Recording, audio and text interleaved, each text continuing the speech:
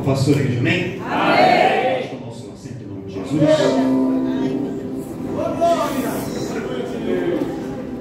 Muito maravilhoso na presença de Deus. Quem já sentiu a presença de Deus? Abra sua Bíblia comigo no segundo livro das crônicas dos reis de Israel. Segunda Crônicas, capítulo de número 12. Segunda Crônicas, logo depois, Primeira Reis, Segunda Reis, Primeiras Crônicas e Segundas Crônicas, capítulo de número 12. Nós vamos ler somente 2 versículos. O verso de número 10 e o verso de número 11.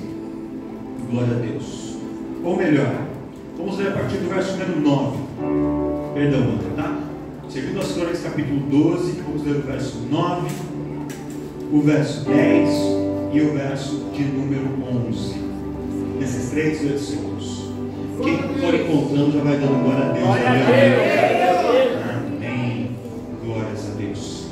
Quando eu chegava aqui na igreja hoje, estava virando ali o carro, já consegui ouvir o louvor que os jovens, que a banda estavam ensaiando. E eu ouvindo o louvor que eles estavam ensaiando, Deus, através do louvor que eles ensaiavam, que depois eles cantaram aqui, Deus confirmou essa palavra ao meu coração.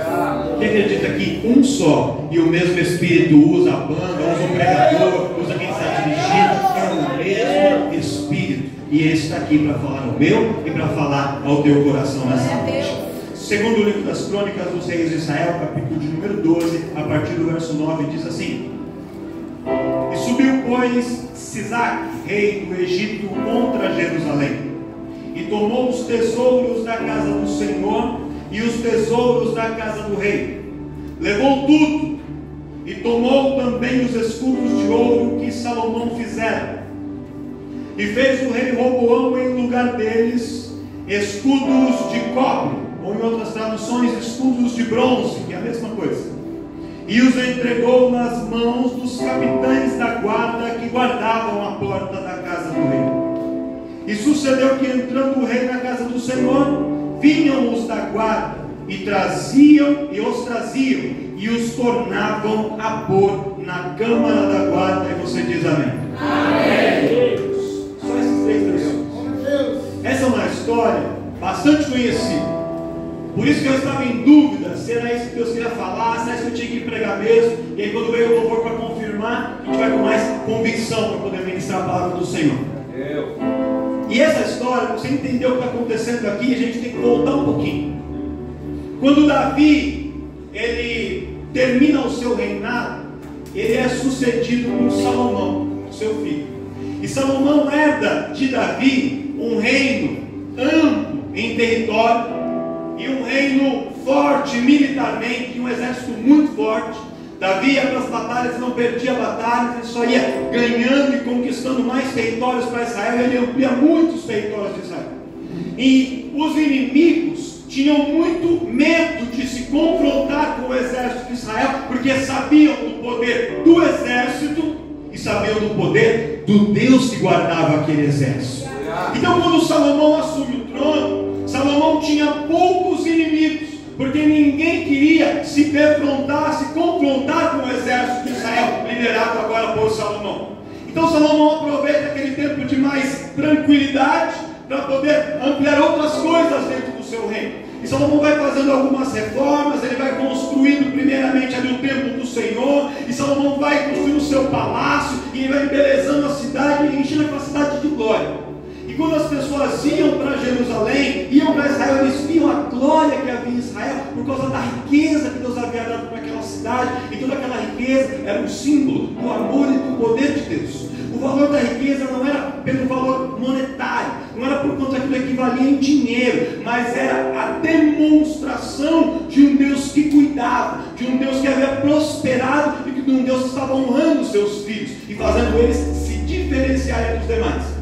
Em determinado momento, a rainha de Sabá vai visitar Salomão. Por quê? Porque ela ouviu falar que a sabedoria de Salomão era muito grande e que a glória de Israel era muito grande. Ela vai visitar Salomão. E quando ela vai visitar, ela se impressiona com aquilo que ela vê em Israel, com a sabedoria de Salomão, com as decisões que ele tomava, com tudo aquilo que ela estava presenciando. E ela, em gratidão, dá a Salomão uma oferta em ouro, e uma oferta de uma quantidade muito grande de ouro. quando Salomão recebe aquele ouro, ele por como prêmio pela sua sabedoria, Salomão entendendo que a sabedoria não era dele, mas que a sabedoria era um presente que havia sido dado por Deus. Salomão então pega aquele dinheiro e não usa para ele, mas ele manda com aquele ouro construir escudos, e ele manda forjar cerca de 300 escudos, eram pavês, escudos compridos cerca de 70 centímetros, cada um pesando 3,6 kg de ouro puro. E ainda manda fazer outros 200 escudos menores, revestidos de couro e cobertos de ouro por cima, escudos menores da batalha. Ele pega aqueles 300 escudos e ele reserva, ele separa aqueles escudos, e ele não usa aqueles escudos nas batalhas, nas guerras que viriam. Ele deixa aqueles escudos para uma finalidade especial. Qual era essa finalidade? Quando havia as festas sagradas, em que todo o povo tinha que ir para o templo de Jerusalém, o templo que Salomão havia acabado de construir, o rei também tinha que ir para aquelas festas. Então, só que o povo vinha da cidade, o povo vinha dos campos, vinha das montanhas, e o rei ia no palácio. Então, quando chegava o momento, uma cidade toda cheia de gente, ali para a celebração da Páscoa, e aí toda a cidade cheia, os peregrinos, tudo lá, acampado, esperando o momento de entrar no templo. Aí abre a porta do palácio. Quando abre a porta do palácio, aparece Salomão ao dentro do palácio, ele olhando para o templo para caminhar em direção ao templo. Só que Salomão, para não ir no meio do povo, assim, totalmente desguarnecido, ele era cercado por guardas, seus guardas apareciam e formavam uma fileira, 150 guardas de um lado e 150 guardas de outro lado, segurando os escudos de ouro. E eles faziam uma fila assim muito grande com aqueles escudos, e aqueles escudos de ouro puro, ouro maciço, ouro batido, estavam entalhados naqueles escudos um símbolo, que é o mesmo símbolo que tem hoje na bandeira de Israel, que é a estrela de Davi, como honra que Salomão estava dando ao seu pai, sabendo que ele só estava ali como rei, porque o seu pai havia preparado o terreno, construído aquele reinado. Então Salomão ali colocava aqueles escudos para que ele pudesse estar guardado, marchando, saindo do palácio, indo em direção ao templo do Senhor. Aqueles escudos, quando estavam sendo segurados pelos guardas, e ali, aqueles escudos de ouro, o sol batia naqueles escudos e refletia um brilho muito grande. E o povo dizia assim em Israel: se a glória aqui fora é assim, imagina como é a glória lá dentro do templo. Se Deus faz o povo de Israel, se Deus faz Israel brilhar assim aqui fora, imagina o brilho que ele tem quando entra dentro do templo. Se Deus tem um objeto a quem ele deu tanta glória, tanto brilho, imagina como é o brilho do rosto do próprio Deus que criou o ouro, porque ele é o dono do ouro, ele é o dono da prata, ele é o dono de tudo. Glória a Jesus, louvado seja Deus, oh Senhor, bom é o Senhor. E aquela festa era tão linda, irmãos, que mesmo sendo apenas festas para os judeus, vinham pessoas de todas as partes do mundo para poder assistir à cerimônia do rei saindo do palácio, cercado pelos escudos de ouro, indo até o templo, porque era algo glorioso. E as pessoas diziam: grande é o Deus de Salomão, grande é o Deus de Israel, que permite tais Deus. Você me ajuda a pregar? Olha para o irmão do seu lado, assim para ele: as suas bênçãos, as suas vitórias, as suas conquistas glorificam o nome do Senhor.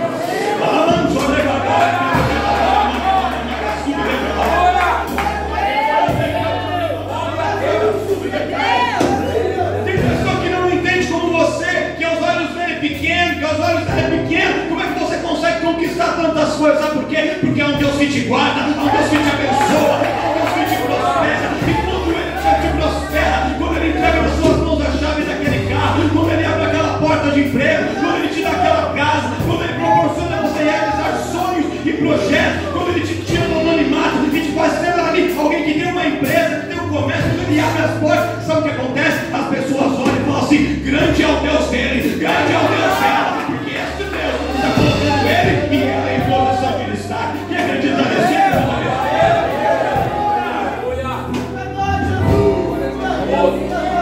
Entenda, as nossas bênçãos são formas da gente exaltar e glorificar o nome do Senhor.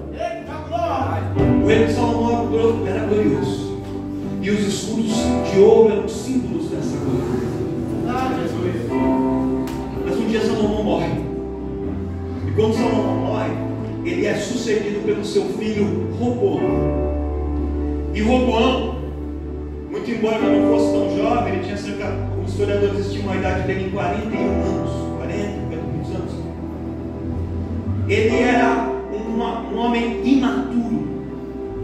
Ele era um menino que havia sido criado dentro de um palácio, com tudo do bom e do melhor em tempos de paz, mimado, um playboy. Meu Deus! Era assim que era Roboão. E Roboão assume o trono sem saber como se comportar como deveria, e sem buscar o conselho do Senhor. E aí Roboão começa a querer fazer, começa a querer agir com a força do seu próprio braço. Eu posso falar uma coisa, irmão? Quando a gente quer resolver as coisas com a nossa sabedoria, com as nossas mãos, sabe como é a nossa vida? Que nem um eletrocardiograma, ele é assim, uma hora dá certo, uma hora dá errado, uma hora dá certo, uma hora dá errado, uma hora dá certo, uma hora dá errado. Às vezes sobe um pouquinho, cai lá embaixo, aí sobe um pouquinho, cai lá embaixo. É uma vida de oscilação. Porque a vida com o Senhor é uma vida de estabilidade. Porque até quando a gente cai, estando nas mãos do Senhor, a nossa queda é diferente. Até quando Ele permite um momento de dificuldade, esse momento é diferente. Agora, a vida de quem faz as coisas com a sua própria cabeça, com suas próprias mãos, ele um dia está bem, outro dia está mal, um dia está sorrindo, outro dia está chorando, um dia você está paz do Senhor, outro dia Ele manda você para aquele lugar, um dia ele está bem, outro dia ele não está, um dia... Roboão era esse cara.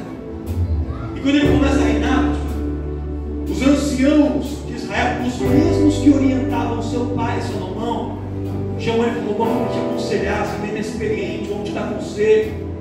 Você pensa que ele estudou? Não estudou nada. Ele falou: não, meu pai é velho. Meu Deus. Meu pai já estava atrasado. Meu pai não entende nada. Meu pai não sabe nada. Vou buscar conselho com os meus parceiros, os meus amigos aqui. Posso falar com os jovens agora, Fê? Posso falar? Dá uma olhada se tem um jovem aqui, só. Dá uma olhada. Se tivesse uma coisa assim, segura ele aí na cadeira. Não deixa ele embora, não. Segura ele. E eu vou falar, sabe por quê, pastor? Porque eu já fui jovem. Faz tempo. Mas eu ainda me lembro. Porque a gente é jovem, a gente acha que a gente sabe tudo, irmão. A gente sabe tudo. E que os outros não sabem nada. Só a gente sabe. A gente descobriu o mundo. Só que o jovem tem que aprender a ouvir conselhos de pessoas mais sábias e mais experientes que eles.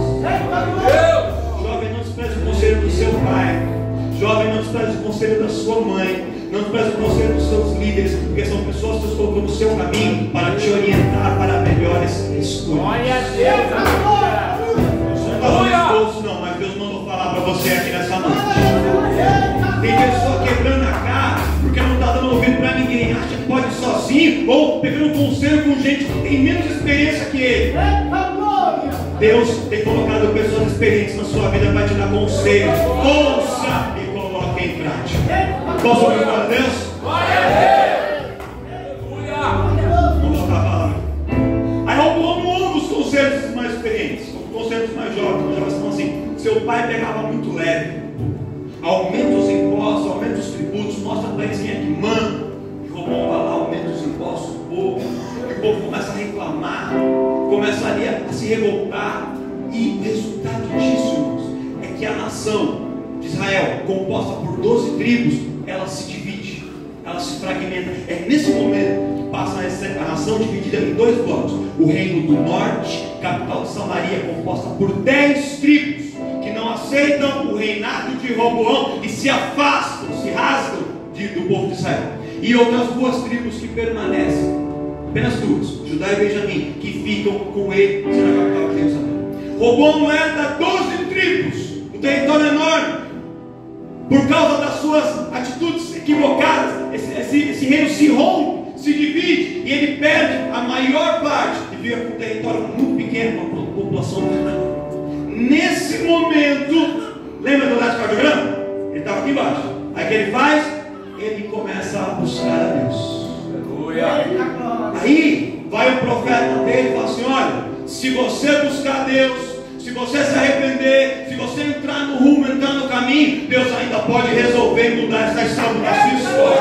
Você errou, você falhou, o erro tem consequência, mas Deus ainda pode reverter a situação, pode reverter a história. E eu quero te falar agora nessa noite, você vai ser esse profeta. Esse nome dele aqui na Bíblia é Micaías, mas nessa noite esse profeta é você. Pega na mão de um crente aí, pega na mão de um irmão e fala assim: Deus ainda tem jeito para a sua história, viu? Deus ainda pode mudar o quadro da história. Você pode resolver, pode buscar o Senhor e você vai contemplar o agir de Deus, entrando com providência e mudando. Pastor, mas eu errei lá atrás, eu falei o que não deveria ter falado, eu briguei com quem não deveria ter brigado, eu tomei uma atitude impensada, mas Deus pode entrar hoje, Ele pode mudar hoje, Ele pode reverter o valor.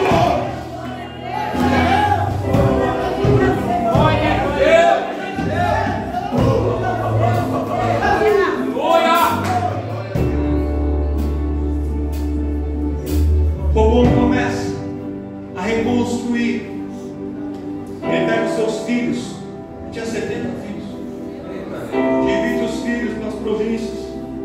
Cada um deles começa ali a reinar um pedacinho, com subprefeituras ali, os que reinam nos bairros do seu reino de Judá e Benjamim, Israel. E o povo volta a ter paz, o povo volta a se juntar com ele. O povo fala assim: estamos juntos, Robão, vamos lá. Erramos atrás, nós vamos reconstruir. E a coisa começa bem. E por 3 anos o povo sustenta Robão ali, e ele tem um tempo de paz. Aleluia! Glória a Deus! Só que aí, lembra do nosso cardiograma? Estava aqui, subiu. Quando chegou lá em cima, o que aconteceu? Porque tem pessoa que não pode estar em paz. Quando ele está em paz, quando ela está em paz, ele e ela se acomodam. Deus da glória! Quem conhece gente acomodada aí? Aí o Robão, quando se acomoda, quando viu que estava tudo em paz, estava tudo bem, ele de novo deixa de seguir ao Senhor. Começa a dar lugar à idolatria, a falsas práticas religiosas. E aí o profeta Semaías volta de novo. Robão, Deus tem uma palavra para você. Fala, Deus. Você começou mal, se arrependeu, Deus te levantou de novo, e quando chegou lá em cima você sai de novo. E agora Deus vai te entregar nas mãos dos seus inimigos, para você entender o peso das nossas escolhas. Você, Robão, tem que entender que há um preço a ser pago quando a gente se afasta da presença do Senhor, e parece que você não está entendendo. Então Deus vai permitir, Deus vai levantar um inimigo, um homem que vai vir até você, e ele vai te oprimir para mostrar que é melhor estar nas mãos de Deus que estar nas mãos dos homens. É verdade.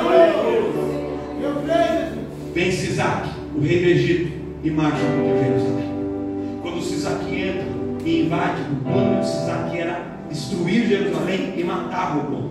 Só que nesse momento, quando Sisaque entra e invade a cidade com seu exército poderoso, Robão novamente se arrepende. Robão novamente vai clamar ao Senhor.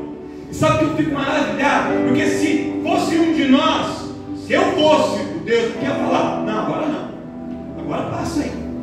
Só que quando alguém se quebranta e se arrepende, Deus quebranta o seu coração. Há um mistério tão grande na misericórdia de Deus, irmão, que a pessoa pode ser o que for. Ele pode ser assassino, ele pode ser ladrão, ele pode ser viciado, pode estar nas ruas, pode ser ter uma vida toda torta. Quando ele e ela se quebranta, se arrepende e pede perdão e se humilha, o Senhor entra com misericórdia, o Senhor perdoa, o Senhor age e o Senhor faz coisas novas. A gente não entende isso porque a gente não é assim. A gente é duro, mas o Senhor é misericordioso. Aí Deus fala assim: tu agir com misericórdia, Ele ia te matar, não vai, eu vou enviar o socorro. Você vai passar um processo aí, mas sua vida será boa. Aí o que acontece? Sisaque invade Jerusalém e rouba todas as riquezas e os tesouros da cidade. Havia muitos tesouros em Jerusalém, muitos. ele não lista todas as riquezas, ele lista somente uma em especial. Qual? Os escudos de ouro. Por quê? Porque os escudos de ouro não tinham valor apenas pelo que eles valiam em dinheiro, mas é pelo que eles representavam, era pelo que eles simbolizavam, que era um tempo de glória de Deus. Era, quando os escudos são roubados, é como se a glória de Deus estivesse sendo roubada de Israel. Quando os escudos são roubados, era como se aquele tempo de bênção de Deus, de prosperidade, aquele momento tivesse ficado no passado, estivesse sendo roubado. Só que, e aqui eu começo a pregar para vocês, e eu vou ser rápido com a mensagem aqui. O problema não é o dom ser roubado, porque quem de nós que está aqui em algum momento da vida não errou, não falhou, não deixou a desejar em alguma coisa e abriu uma brecha para o inimigo entrar e roubar alguma coisa? Todos nós.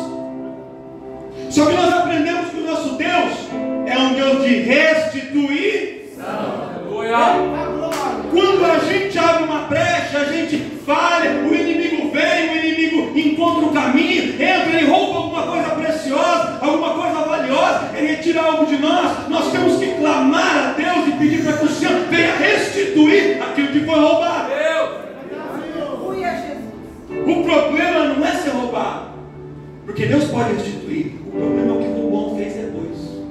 Quando ele viu que os escudos foram roubados e ele perdeu os escudos de ouro, ele falou assim: como é que eu vou aparecer para as pessoas agora e dizer para eles que meu escudo foi roubado?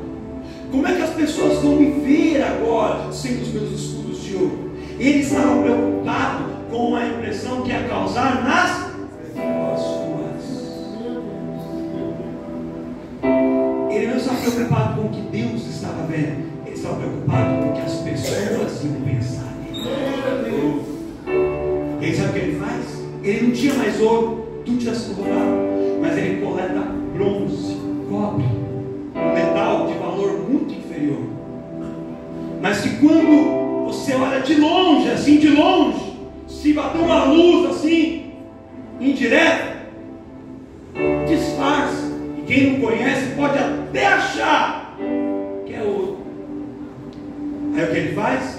Para manter as aparências, ele manda fazer 300 escudos de bronze. Em Itália é o símbolo da estrela de Davi, do mesmo tamanho, com o mesmo formato. Manda fazer os escudos de bronze. E colocou os escudos nas mãos dos guardas, para que quando ele tivesse que marchar, saindo do palácio, os guardas segurassem os escudos e as pessoas olhassem e achassem que estava tudo, mas não estava.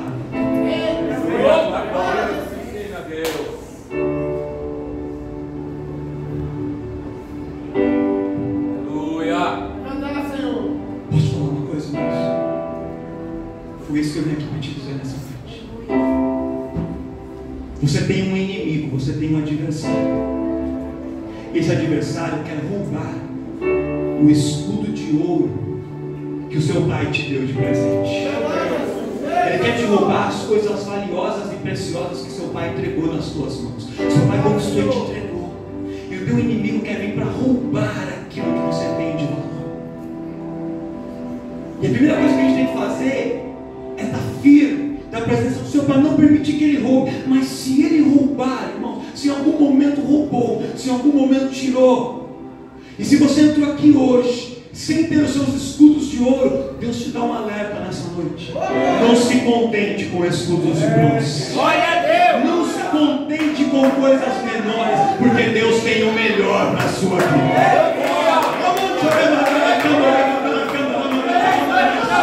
Pastor, não entendi. Você vai entender agora. Tem pessoas que estão aqui hoje, que um dia já tiveram um ministério de ouro. Eles cantavam com voz de ouro, tocavam com voz de ouro, ministravam com voz de ouro. O inimigo veio e roubou. Deus está falando: você não vai aceitar o bronze, você não vai aceitar algo menor. A glória da segunda casa vai ser maior que a da primeira, não vai ser menor. Eu não tenho bronze para o teu ministério, eu tenho ouro, eu tenho ouro, eu tenho ouro para você.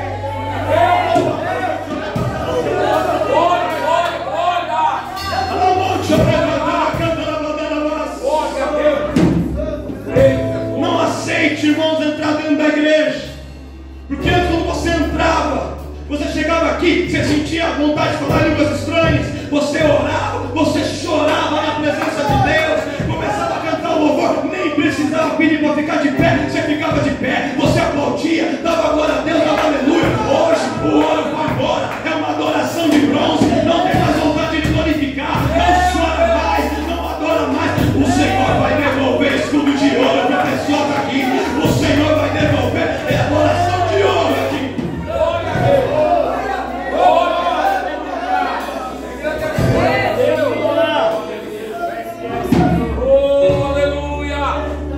Domingo é culto de quê, pastor? Da família. Culto da Família. Olha. Tem casamentos aqui que já foram de ouro, Eita Deus. mas hoje é de bronze. Filho Santo da verdade. E Deus está mandando dizer: não aceite um casamento de bronze. Deus é foda. Não aceite. Deus tem o melhor para o seu casamento. Deus tem o melhor para a sua família. A sua família não é de bronze, a sua família é de ouro na presença de Deus. Foi Deus quem te deu. O inimigo pode ter entrado, ele roubou ali a comunhão, ele roubou a alegria, ele roubou o carinho, ele roubou a comunicação, mas você não vai construir ali um escudo de bronze, um casamento de bronze para sair da rua e mostrar que está tudo bem. Não, se não está tudo bem, não está, mas o Senhor vai entrar e ele vai restituir e vai ser bronze, vai ser ouro, vai ser ouro, vai ser ouro.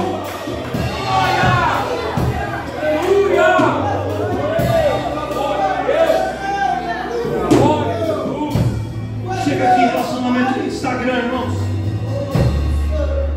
Sai pra jantar, bate a fotinha, luz de vela, essa coisa, tudo bem, mas chega em casa, um é o Iraque e outro é Israel. É a Rússia e a Ucrânia. É bomba pra lá, bomba pra cá. Quebra seu toda malignidade. A panela já não faz mais comida, só voa, sabe?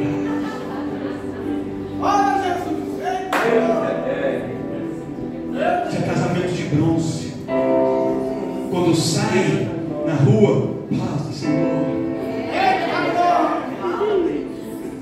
Olha a flor que ele me deu. Da capa ele pega a flor. Deus não tem um casamento de bronze para você. Deus tem um casamento de ouro. Quem toma posse? Uma família de ouro.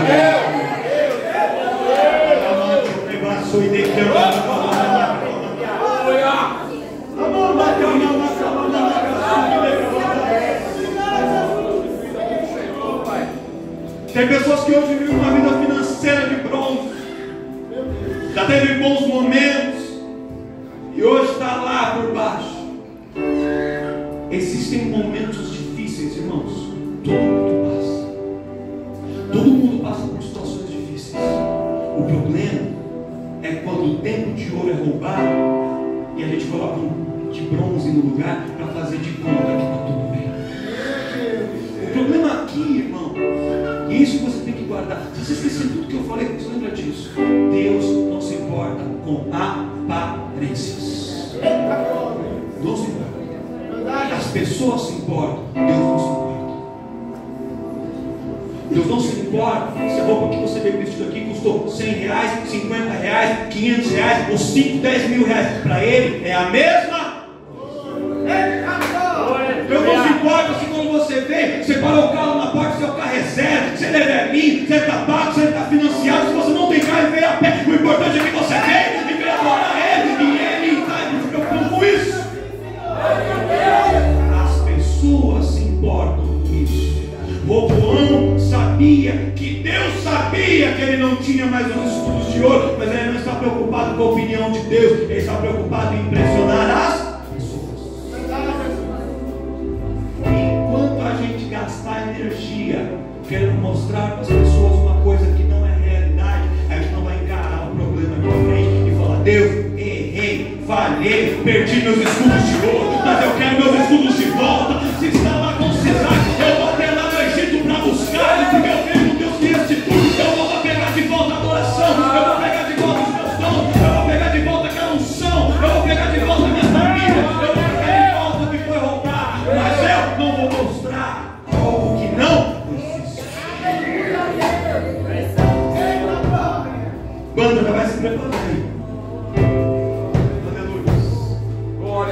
Pode se preparar.